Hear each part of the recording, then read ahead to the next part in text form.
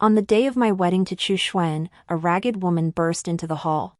She clutched a child in her arms, her eyes bloodshot as she stared at Chu Xue'an. The child misses his father.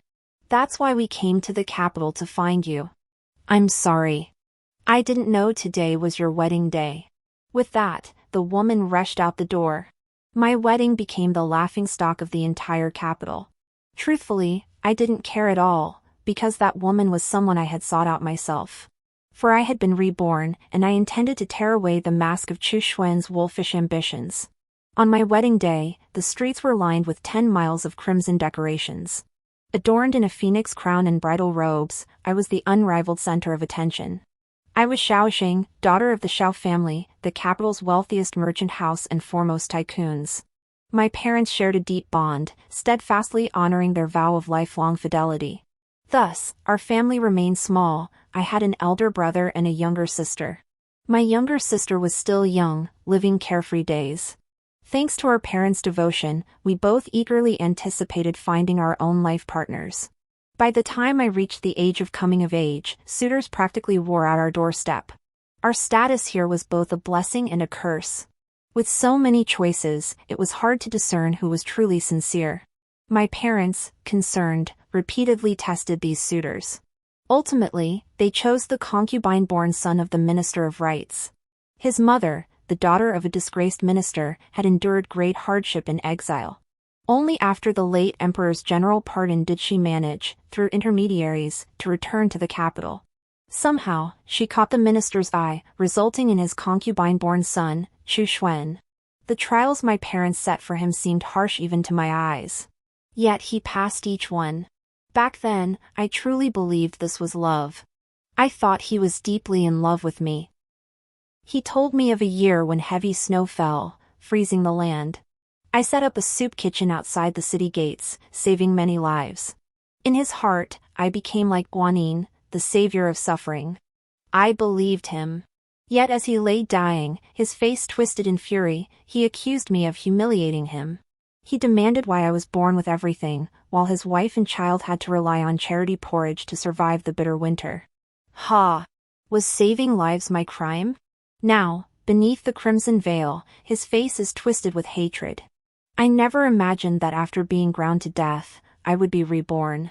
Reborn on the eve of my wedding. Though I couldn't escape this marriage, I now had the chance to intervene.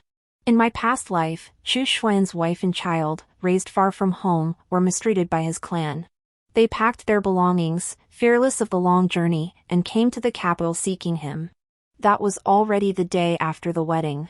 Before accompanying me on my return visit to my parents' home, he had hidden the mother and child in a back alley of the commercial district.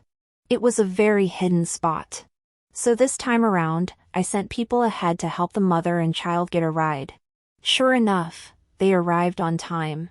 Not long after the wedding began, before the words first bow to the parents could even be uttered, the woman started wailing outside. Having lived these 2 days over, I finally let out a genuine smile. Chu Xue'an, what will you do now? Things won't go your way. This time, who will you blame? In my past life, I sat demurely in the bridal chamber, waiting for my husband's arrival. But I waited until midnight. Having gone without food for so long, my stomach growled incessantly. Sitting still for so long, my legs went numb and my back ached. Yet I remained still. The etiquette matron had warned, on the wedding night, many rules must be followed. A bride must not move about, it brings bad luck. Only by adhering to tradition could the union be complete. I believed her, enduring until Chu Xue'an arrived. He reeked of alcohol, his movements brutal. I thought it was passion, but it was merely punishment. Punishment for refusing to grant his wife proper status. Punishment for making him the subject of mockery and contempt. A mere illegitimate son, yet he managed to board the Xiao family's grand ship. It's all thanks to his looks. If the Xiao family's eldest daughter hadn't taken a fancy to him, how could he stand here so brazenly now? Just an illegitimate son. It must be the woman dominating the man. Because of these rumors, he never looked at me kindly. Back then, I still felt guilty toward him, sending all sorts of good things to his quarters. The household treasury also filled up with things I brought. I believed that between husband and wife, one shares both glory and disgrace. Wealth, to me, was merely an external thing. My dowry was substantial, and life in the entire minister's residence became affluent. The minister even regarded this son with greater favor, offering him more guidance. During those days, he was unusually kind and gentle toward me. Before long, I became pregnant. It was one of the few periods of genuine happiness I experienced in the minister's residence. Chu Xue'an also smiled at me, even personally preparing sweet soup for me to drink. It truly felt like the bitterness had passed and sweetness had arrived.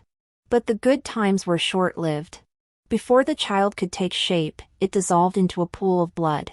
Chu Xue'an accused me of eating improper foods, blaming me for the loss. Yet all my meals were prepared by the cook I'd brought from home, each dish personally made by my own maid. I initially thought it was my own carelessness.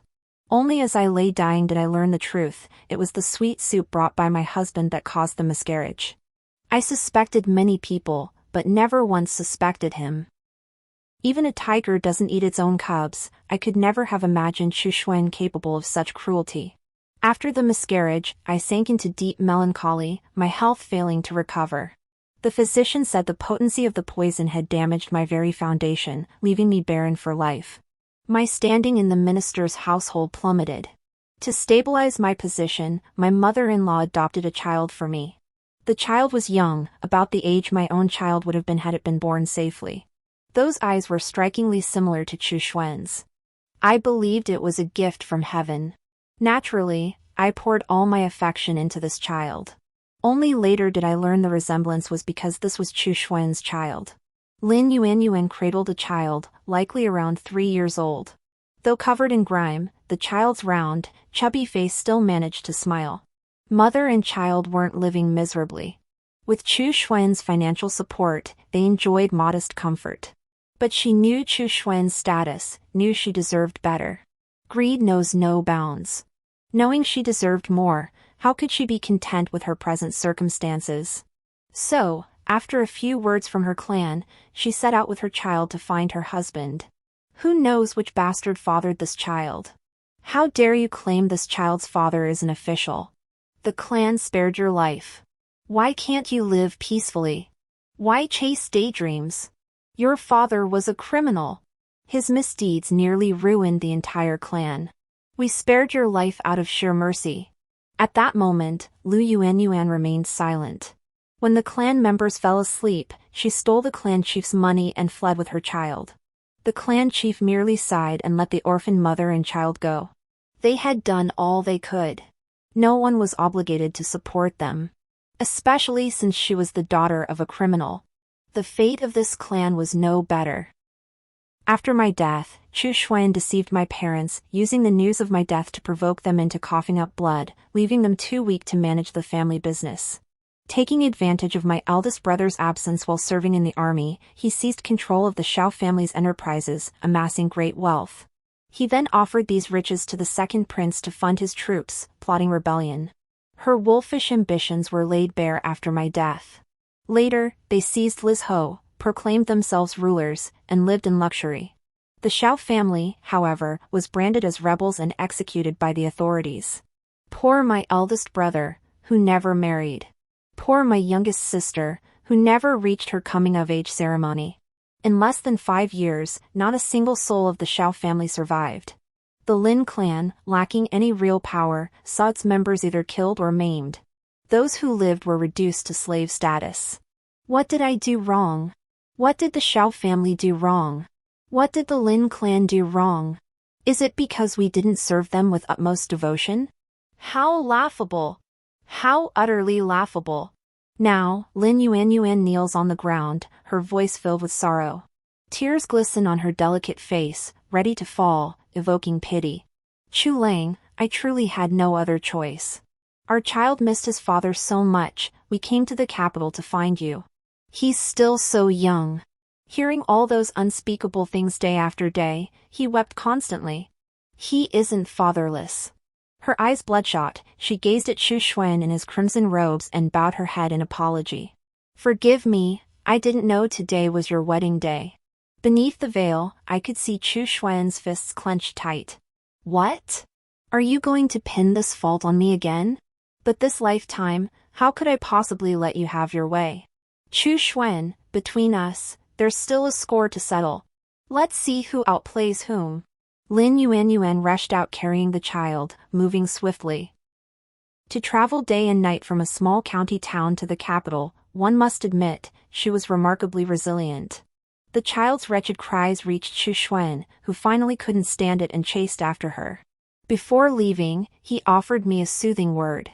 "Xingxin, wait for me to return and explain. It's not what you think." I gave a faint reply, my voice seemingly choked with tears. Little did they know, I was merely gritting my teeth to stifle my laughter. This was merely the first step of my revenge. After Chu Xue'an departed, the crowd erupted in commotion. The expressions of my mother-in-law and father-in-law were equally grim.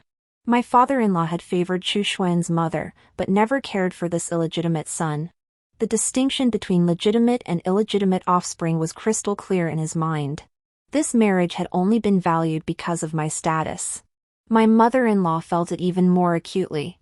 She and my father-in-law had been childhood sweethearts, yet she never imagined her path would be cut off by the daughter of a disgraced minister.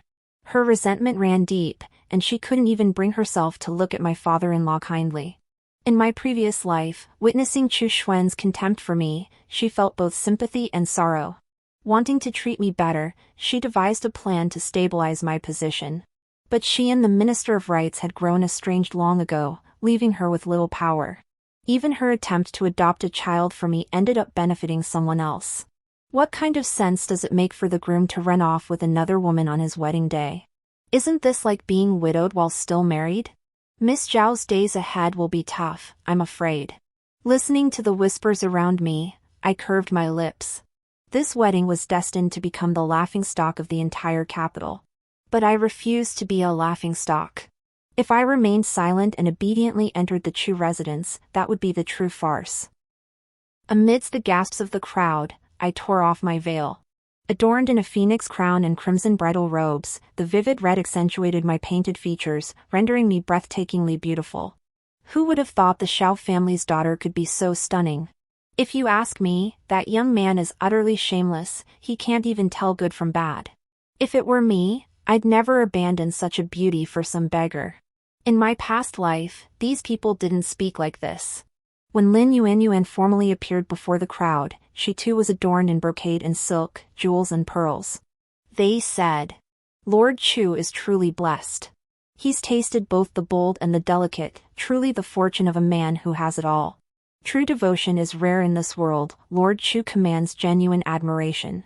The masses are easily swayed, a slight nudge carries them far." The minister's face darkened. He had always prized his reputation. To be the subject of such talk now felt like a slap across his face. No matter how Chu Xue'an explained it later, as long as those people remembered this incident, it would gnaw at him. He could no longer, as he had in his previous life, meticulously plan for this illegitimate son.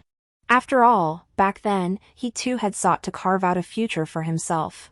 Sitting in the Minister of Revenue's seat for too long had made his ambitions grow.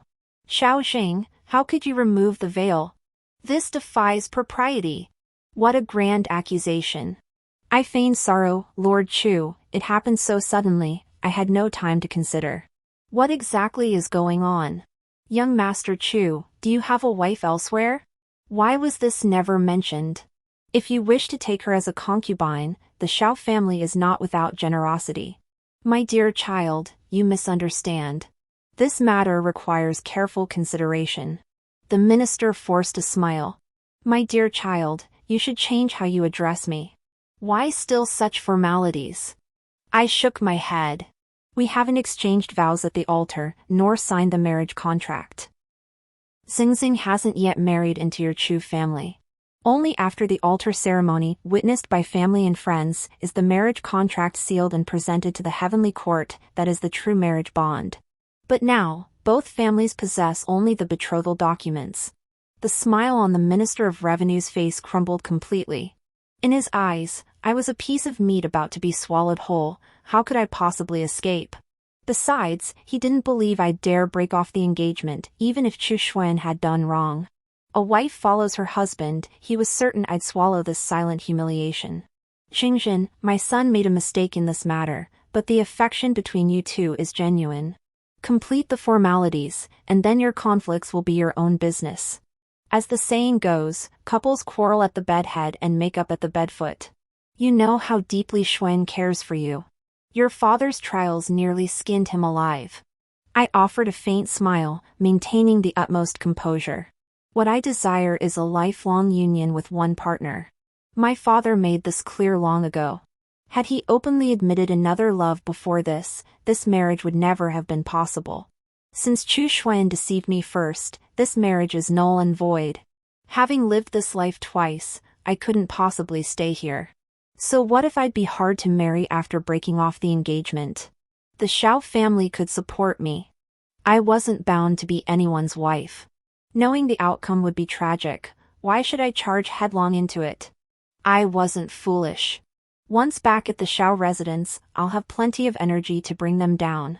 The minister has already been provoked by me. He's held his high position for so long, everyone fawning over him. Moreover, he's the head of the household. Everyone in his home depends on his favor, living under his authority. It's been a long time since anyone dared challenge him with such words, hasn't it? His expression darkened. Marriage is decided by parents and matchmakers, it's not your place to interfere. The matchmaker tried to persuade me. What man isn't fickle? Just talk it out. You're the mistress of the house, your life won't change. He'll come back to you eventually. What utter nonsense. I flung the veil from my hands onto the ground, my silent protest speaking volumes. This affair would not pass without a trace. Chu Xue'an had erred, not I. I should not be the one standing here, subjected to everyone's counsel. Just as the Minister of Revenue opened his mouth to speak, a man's voice echoed from outside. The Xiao family marries off daughters, not sells them. They aren't sent here for you to humiliate. A group entered, my father and brother. Behind them followed a tall, imposing contingent of sturdy servants. Seeing them, my heart finally settled. Father was in his prime, his hair jet black, his physique robust, commanding respect without needing to raise his voice. He wasn't the gray-haired, perpetually troubled figure from my past life. My brother wore full military gear, still seemingly carrying the scent of blood, his aura fierce and intimidating, not the limbless, broken man of my previous life. Thank goodness. They were both still alive. In my previous life, Lin Yuanyuan had only brought the child the next day, hidden away by Chu Xue'an. It wasn't until the day of my return visit that I saw my brother and parents. Now, they had heard the news early and rushed over after Chu Xue'an left. Everything was beginning to change. This proved that the outcome of this life could also be altered. My heart twisted into a knot. Tears streamed down my face before I knew it. Seeing my tears, father and brother's expressions grew even more stern. My brother kicked aside the servant trying to block them and roared, "Is this how the Chu family conducts itself? On the wedding day, the groom runs off with some unknown woman?" Had we known Chu Xue'an had another love, we never would have allowed my sister to come. The Minister of Revenue tried to explain, but father cut him off with a deep voice. Today, we will not stand in the way. Let my daughter return home, and our two families can still coexist peacefully. Any further attempts to interfere, and the Xiao family won't just stand by. The Xiao family had no political influence, yet their wealth rivaled a nation's, and they cultivated connections far and wide. To them, he was merely a lowly Minister of Revenue, incapable of stirring up significant trouble. On the contrary, antagonizing the Xiao family would be courting destruction. A tense silence fell over the scene, no one daring to speak. Only by observing the glances exchanged between them could one discern the turmoil churning beneath their surfaces. Those who had previously envied the Chu family now found themselves smiling involuntarily. The daughter of the wealthiest family, and they couldn't even hold on to her. How utterly useless. The minister's face darkened to an extreme, yet there was nothing he could do. The Chu family held no moral ground, forced to watch helplessly as my dowry was carried out, box by box. When I entered the mansion, there was a list of gifts. The joy felt then was now replaced by equal disappointment. Her eyes were red, as if they might bleed. Nothing is more painful than nearly obtaining something only to lose it. I could already imagine the storm awaiting Chu Xue'an when she returned home. But that was not my concern now. Upon returning home, my mother and younger sister were already waiting. Seeing me arrive, their eyes welled up with tears. Being women themselves, they naturally understood the devastating impact this failed marriage would have on me. Mother, tears streaming down her face, raged, "That scoundrel Chu Xue'an. A beast in human form. How could he do such a thing?" My younger sister, her hair in twin buns like a child, puffed out her cheeks indignantly. "I never imagined he was like this. Pretending to love my sister." My brother sighed. "Yes. Even fierce as your eldest sister is, she cried today." Xiao Qing gasped. "Sister cried? How unusual." Mother gave her a sharp slap. "You little brat." I couldn't help but chuckle. The heavy expressions on everyone's faces eased slightly. "At least you can still laugh." Father added, "Yes. Seeing you cry scared me half to death." I'd never been one to cry. Even when I endured endless torment at the Chu residence, not a single tear fell before them. How many times I soaked my pillow with tears, only I know. But now, the people I care about are still here. Get ready to eat. Xinxin must be starving. I nodded. Yeah, I haven't eaten all day. That dog of a man ran off with someone else. On this point, I was in the right. No matter how big the future storm, I'd always hold the moral high ground. That's why I was willing to go through this process. Fuck reputation. I just want Chu Xue'an dead. At the dinner table, I blurted out abruptly. "I've actually died once before." Mother immediately spat twice in disgust. "Spit, spit, spit. Bad luck." I smiled indifferently. Someone who's died once doesn't hold on to superstitions. It was just a man, how did it come to life or death? Father, however, spoke gently. "What happened?" "Eat while you tell me." It felt like ages since I'd last eaten a home-cooked meal. 5 years were enough to change a person inside and out. As I savored the delicious food, my eyes began to sting again. Everything I'm about to say is true. In my past life, that woman came the day after the wedding. Chu Xue'an took her to an alley in the commercial district. Father, do you remember Little Stone's house? It was near Little Stone's place. They hid so well, it was nearly impossible to discover them. It was Little Stone who noticed Chu Xue'an frequently entering and exiting the alley. He even saw a child inside who bore a striking resemblance to him. Puzzled, he told my father about it. That was 5 years later. It took 5 years for this truth to surface. Chu Xue'an protected them well, robbing my Xiao family of any chance to resist. That youngest son grew up by my side, raised by me. I believed our bond was deep. Little did I know, Chu Xue'an taught the child daily that his mother was someone else. He taught him to endure hardships and bide his time. The moment that woman was brought back, the child became intensely attached to her. Compounded by Chu Xue'an's cold indifference and harsh words, my health was already failing at that time. Under the double blow, I passed away soon after. Father never knew that youngest son wasn't mine. Believing him to be my biological child, he naturally showered him with double the affection, becoming a puppet of Chu Xue'an in the process. My parents were frail with illness. My elder brother was wounded in battle, losing a leg and an arm. Sent home, he passed away shortly after. This became the final straw that crushed my parents. My younger sister, not yet of age, was executed along with the entire Xiao family. I demand Chu Xue'an pay for his crimes with blood. Surprise dominated their expressions, suspicion scarce. They knew I never lied. I continued. That woman conceived around the same time as me. Chu Xue'an schemed to miscarry my child, deceived me, and substituted her own child for mine to raise. He framed me, exploited me, tormented me. Our feud will last until death. Mother had never seen me so ruthless before. Her eyes filled with heartache as she pulled me into her embrace. My child, you've suffered so much. Why didn't you seek your parents' support in your previous life? I shook my head. He hid it well. I only discovered the truth before I died, when I finally understood the scheme. Father's voice was deep and heavy. A wolf in sheep's clothing. Bullying my daughter. Does his family think this is acceptable? I'll skin him alive. My brother seethed with fury, itching to draw his sword and slay Chu Xue'an on the spot. Xiao Qin, still a child, turned pale with rage and cursed Chu Xue'an viciously. I exhaled softly, the heavy weight pressing on my heart finally lifting. My family, they were my shield.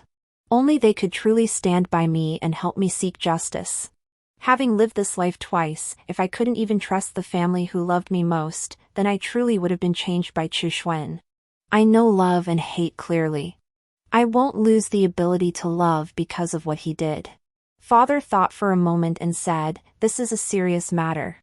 Under no circumstances must it be spoken of. Our family is tight-lipped, so I wasn't worried about that." The others nodded in agreement. Xiao Qin said, "I won't tell anyone, not even Snowball." Snowball was her most cherished little rabbit. I smiled and continued, "Father, seeking justice for me isn't the most important thing right now. Chu Xue'an acts so brazenly not only because he has the minister's household backing him, but also because of one person, his true power behind the scenes." Father sighed. I thought he was an ambitious, promising youth. What did it matter if he was a concubine's son? I never imagined I'd misjudged him so badly, failing to see his wolfish ambitions. I spoke slowly, "Father, this isn't your fault. He simply hid it too well. Back then, not even Lin Yuan and her 2 sons could pry his plans from him. That I discovered them was pure coincidence, a twist of fate. The most urgent task now is to expose Chu Xue'an's wolfish ambitions, revealing his true colors before His Majesty. Chu Xue'an must die. The Ministry of Rights officials won't escape either. They clung to my body, feeding on my flesh and blood, yet never offered even a shred of care." Father frowned in confusion. A lapse in virtue is one thing, but how could it disturb His Majesty? I replied slowly, "In my past life, 5 years later, he allied with the second prince and rebelled. Overturning a nation, war erupted, and the people suffered. Bodies littered the fields, starving corpses strewn everywhere. It was harvest season, yet the land lay barren, no one to gather the crops. In a world plunged into chaos, only the common folk suffered. No one cherished an age of turmoil. Merchants especially dreaded it. Amidst the chaos, danger lurked everywhere, even traders could not protect themselves. By then, I had one foot already in the grave. In my final moments of lucidity, I seized the rare sunshine, sitting beneath it to savor those precious hours. Chu Xue'an hated me so intensely that even as I lay dying, he refused to grant me a single moment of peace. He kicked open the courtyard gate with fury, demanding, "Where are Yuan and her child? I never imagined you could be so vile, even in this state. Tell me their whereabouts now." By then, I'd been bedridden for ages, even my food rations cut to the bone. Their favorite pastime was coming over to flaunt their superiority, reveling in my misery. Could someone like me possibly harm them? No wonder they hadn't visited these past days, something must have happened. I burst into a loud, maniacal laugh. If it were truly me, they would have crossed the bridge of forgetfulness long ago. Chu Xue'an, enraged, kicked me hard in the chest, then dragged me up and shoved me into the carriage. "Search!" I heard him roar. "Find them, even if they're dead." He glared at me viciously. "I want you buried with them." I could no longer speak.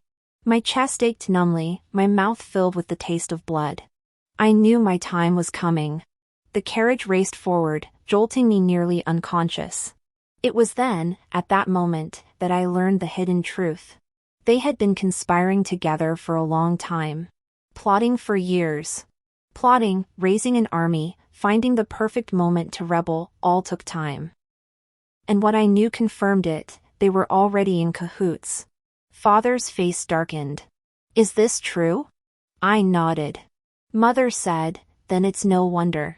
Our parents never hid major or minor household matters from us." Thus, my 2 siblings and I developed our own judgments about events.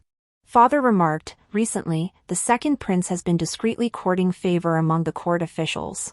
But whether goods or money, whenever ownership changes hands, traces are inevitable. especially since the Xiao family was the foremost merchant house. Father's awareness of this was hardly surprising.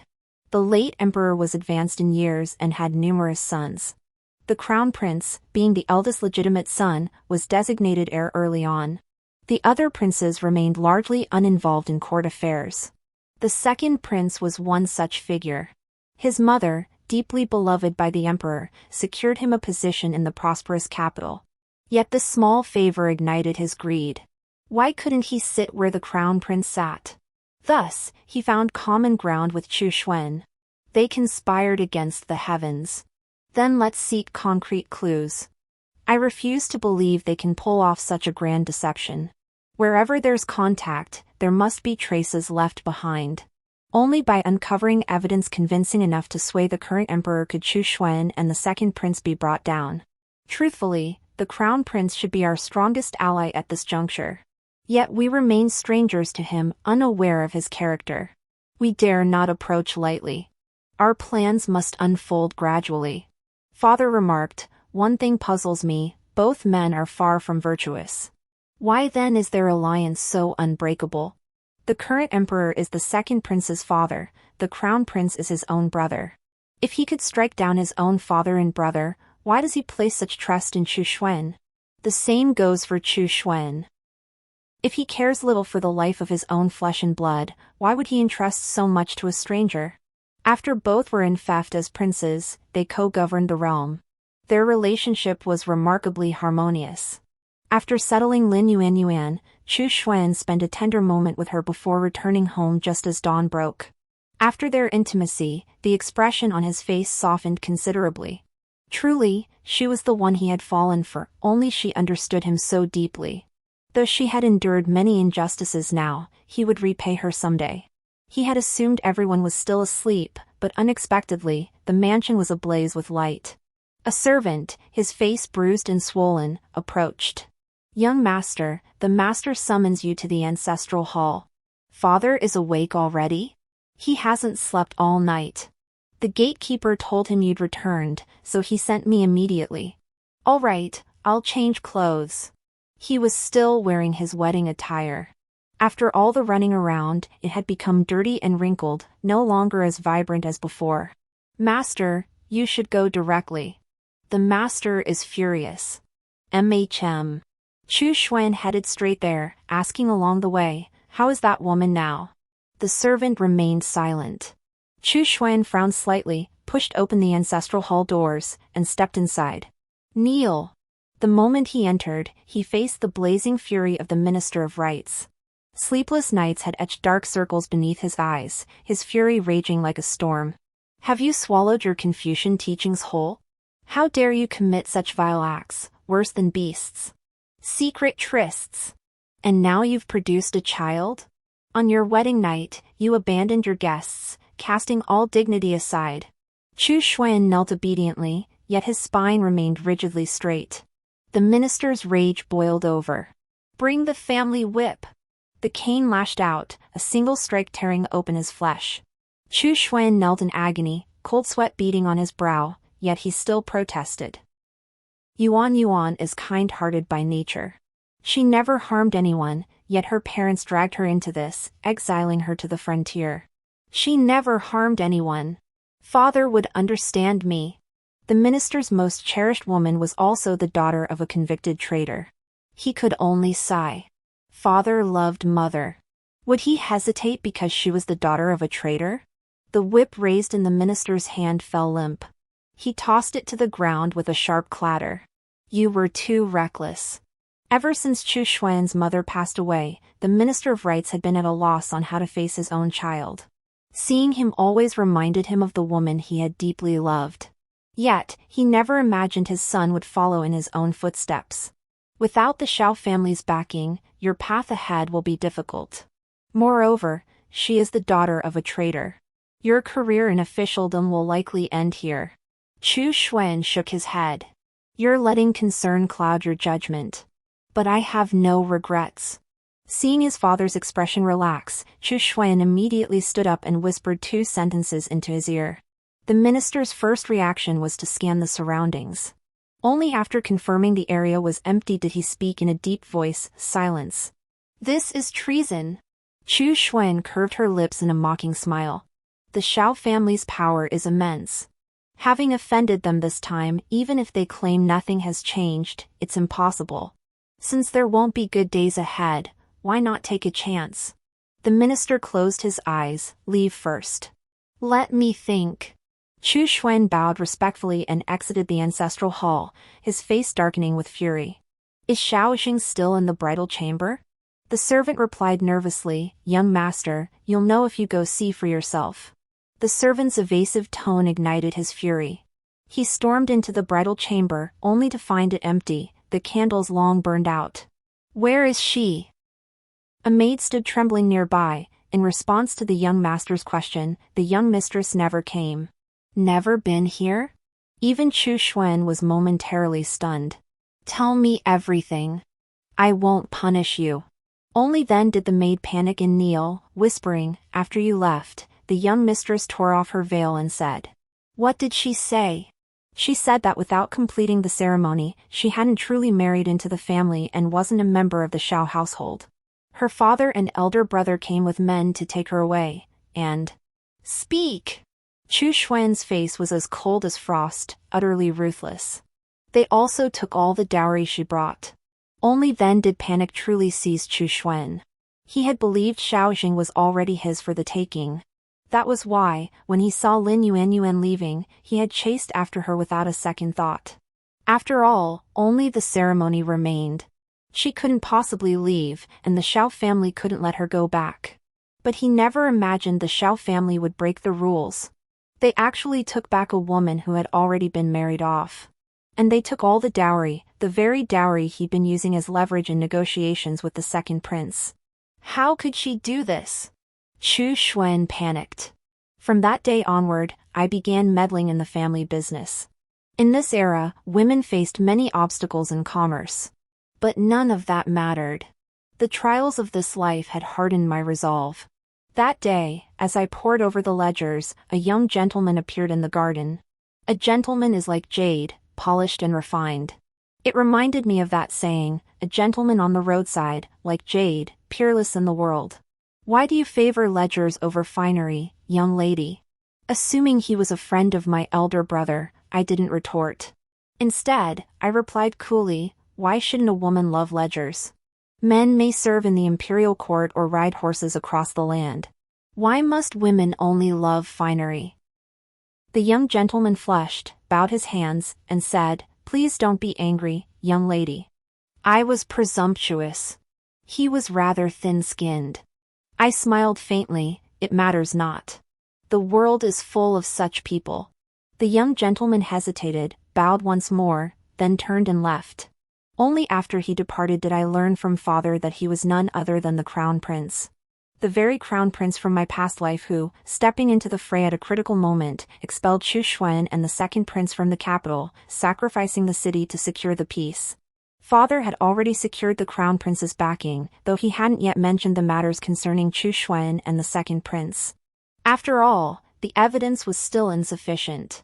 But it wouldn't be long, just a matter of days. To be safe, we needed to delay things for another month or so. 2 months later, when I felt the timing was right, father informed the crown prince. That very day, rumors spread through the palace that the unmarried second prince had fathered children.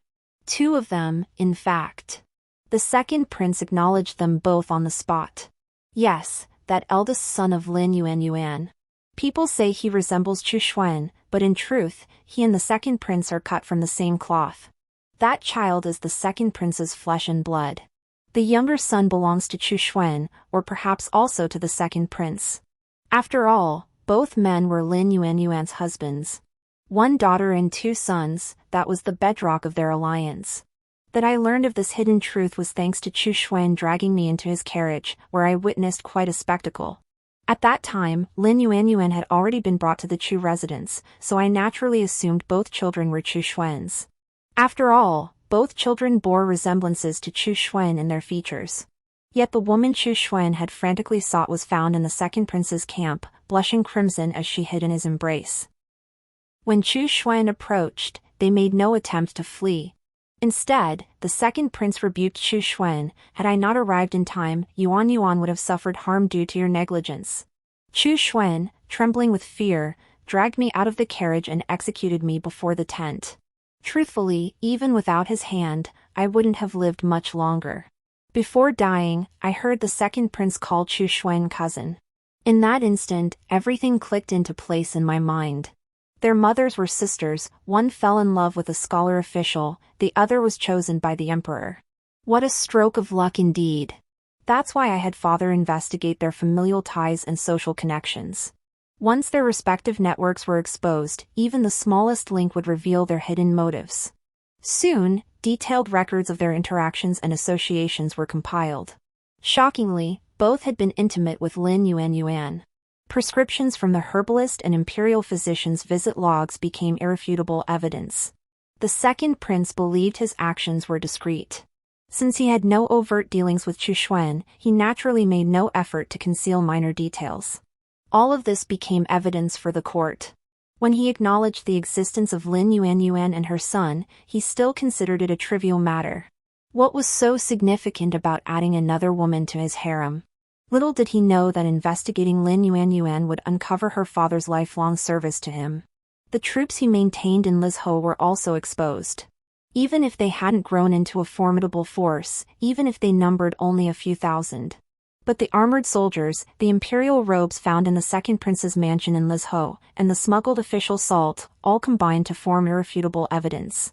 When the confiscation of property began, Chu Xue'an remained oblivious. He still believed that sending Lin Yuan to the second prince's inner quarters was protecting her. Little did he know that the evidence against them had already enraged the current emperor, who ordered their execution that very month. By rights, the second prince should have been given a chance to defend himself, with the execution postponed until after the autumn. But the second prince, even in prison, spoke without restraint. He dared to mention matters concerning his mother, the Empress Dowager, sending the emperor into a fury beyond control. That was only the first offense. The second was the Chu family's devoted fool. Even imprisoned, he continued pleading for mercy for the mother and her two children. Indeed, Lin Yuan was now pregnant. The actions of these two men utterly exhausted the current emperor. The sudden fury overwhelmed him, confining him to a sickbed. To ward off misfortune, their execution date was hastened. On the day of execution, I attended. The crown prince oversaw the beheading. Chu Xue'an, blood-soaked and kneeling beneath the executioner's blade, met my gaze. His bewildered eyes hardened into fury. "It's all your fault. If you hadn't broken off our engagement, how could I have ended up like this? With my dowry, their operations should have been more discreet. Why would they risk everything for silver, smuggling government salt, giving us ironclad evidence to wipe them out? True, the child is evidence, but not conclusive proof. It only proves they had connections. The salt mines confiscated from Lin Yuan's family, and the undiscovered salt reserves still in her possession, those are the ironclad proofs. Ironclad proof of treason. Yes, with my dowry, they wouldn't need to sell large quantities of contraband salt. Their actions would naturally be more cautious." I let out a cold laugh. "How can this be blamed on me? It's your insatiable greed, your wolfish ambition." Chu Xue'an sneered coldly. "How could we have achieved what we have without the Xiao family's backing?" I knew he was trying to smear the Xiao family. But he didn't realize that his current predicament was entirely fueled by the Xiao family's own actions. Even if the crown prince might harbor reservations in the future, or the emperor develop misgivings, that time hasn't come yet. Once the cunning hare is dead, the hunting dog is cooked. The Xiao family understood this principle well. As long as the Xiao family's coffers remained full, their safety was assured. I smiled faintly. "What are you talking about? The Xiao family's intentions are crystal clear, they naturally hold His Majesty in the highest regard. The Xiao family is doing just fine. It's your Chu family that lost 9 generations, you know." Chu Xue'an's eyes bulged with fury as he roared, "Xiaozheng! I should never have sought to marry you, you bringer of misfortune. Execute!" The head fell, and the execution ground fell deathly silent. Chu Xue'an was finally dead. My heart swelled with the satisfaction of vengeance fulfilled. This lifetime, I had one. I needed to warm a pot of fine wine, to drink and revel in this triumph. Returning home, I finally slept soundly. In the midnight dreams that returned, those malevolent forces would no longer haunt me. Father's face finally showed a smile. After days of tireless effort, he'd finally achieved a favorable outcome. Xinger, now that this matter is settled, perhaps you should consider your own future? I shook my head. The world is vast. I want to go out and see it. From then on, accompanied by bodyguards, I roamed the streets and markets, traveling between the two kingdoms. The Xiao family's wealth continued to grow. Meanwhile, father walked around the garden and sighed to the man in brocade robes, "Your Majesty, you heard it yourself, my daughter has no interest in marriage." The crown prince, no, the newly enthroned emperor, smiled and shook his head. "It matters not.